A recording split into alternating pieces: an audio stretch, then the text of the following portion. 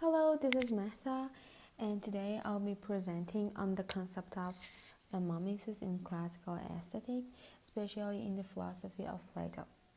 We'll look at how Plato saw art not as source of truth, but as a copy of copy, and why he believed that made art potentially dangerous for the soul and for society. I'll also talk briefly about how Aristotle's view was very different and more supportive of art's role. And finally, we will reflect on how these ancient ideas still influence how we think about art, emotion, and reality today. Let me begin by explaining the main concept of this presentation, mimesis. Mimesis is a Greek word that means imitation, and it plays a very important role in classical art and philosophy. Plato talks about mimetism in Book 10 of the Republic. He believed that most art is based on copying the world around us, but this world, according to him, is already a copy of something deeper and more perfect. To explain this, Plato uses the idea of a form, like the perfect idea of a bed. A carpenter makes a real bed based on that idea. Then an artist paints a picture of the bed. So the painting is just a copy of a copy. It's two steps away from truth. For Plato, this means that art doesn't give us real knowledge. Instead, it only reflects appearance, and it can even confuse or mislead us. Let me start by reading a quote directly from Plato's Republic, Book 10. An image maker is really a kind of mirror. He quickly holds it up to you and shows you what your body looks like and what anything else looks like. Here, Plato gives us a powerful image. He says an artist is like someone holding up a mirror. The artist doesn't create truth or knowledge.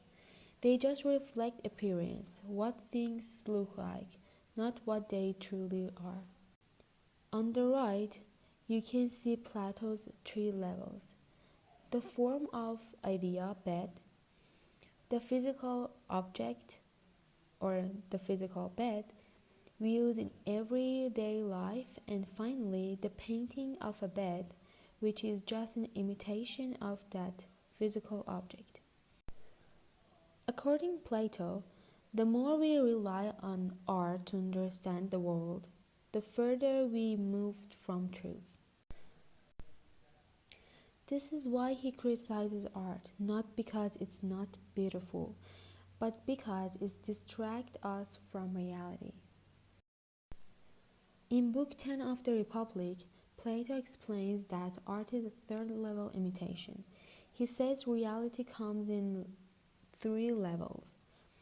First, we have the perfect form, like the ideal idea of a bed. Then, we have physical objects, like an actual bed made by a carpenter. And the third one is we have art, like a painting of that bed, a copy of that a copy. So according to Plato, art is twice removed from truth. It doesn't show us reality, it only shows us appearance. Why mimesis is dangerous? This part of the presentation is where Plato's message really hits hard. He didn't hate beauty or creativity, but he was scared of what art could do to our mind and soul. He believed that when artists create something, they're not giving us truth. They're just copying the physical world, which is already a weak shadow of something perfect. So art is just the perfect of a shadow. But what is worse is how art makes us feel. It pulls on our emotions, make us cry, make us angry, make us dream, but it doesn't help us think, and for Plato, that was dangerous. He worried that too much emotion could confuse us, take us away from logic, from truth, from what is right. He thought that if people follow their feeling too much, they might start admiring or copying bad behavior they see in plays or painting. That's why Plato says, if art doesn't help us grow, teach us, or make us better, it shouldn't be part of the perfect city. On this slide, I want to show how Plato thinks about truth and reality as a ladder, with each step taking us further from real knowledge. At the very top of this ladder is the form, the perfect, invisible idea of something like the true. But this is where real knowledge lives. But we don't see it with our eyes, only our mind can reach it. Below that are the physical objects around us, like an actual wooden bed.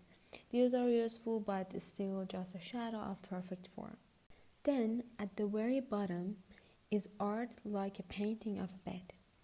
It doesn't teach us what a bed truly is, it only shows how it looks from the outside. So, Plato says art is twice removed from truth. Why does it matter? Because if we rely too much on what we see and feel, like beautiful paintings or emotional stories, we risk losing our connection to what is true, good, and internal. For Plato, art isn't just harmless entertainment. It can be a distraction that keeps our soul stuck at the lowest level of understanding. Imagine you're watching a tragic play that brings you to tears. Maybe you feel angry, sadness, or deep sympathy. Plato believes that this emotional moment, though powerful, could actually be dangerous.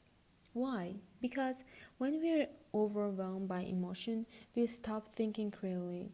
We don't use reason, we just feel.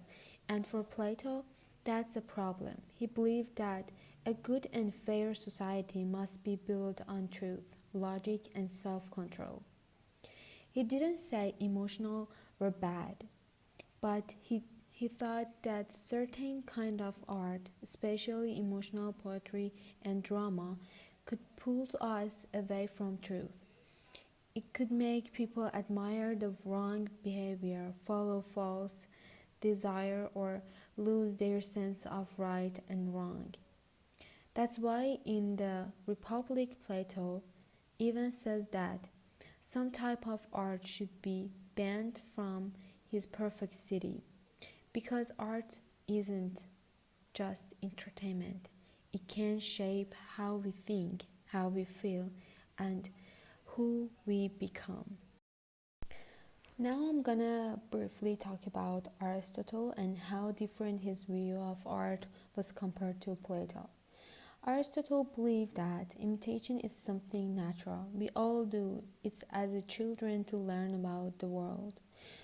So for him, art isn't something dangerous or misleading.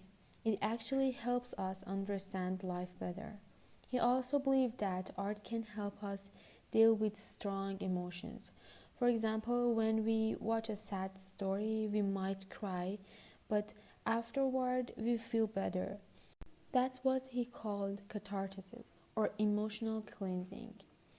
Aristotle didn't think art should be banned like Plato did. He saw it as something that could teach us lessons, help us grow, and even improve our emotional health. So while Plato feared that art could confuse us, Aristotle believed that it could guide and heal us. To wrap up, let's think about what both Plato and Aristotle showed us. Plato believed that art can be dangerous, not because it looks bad, but because it copies something that's already a copy.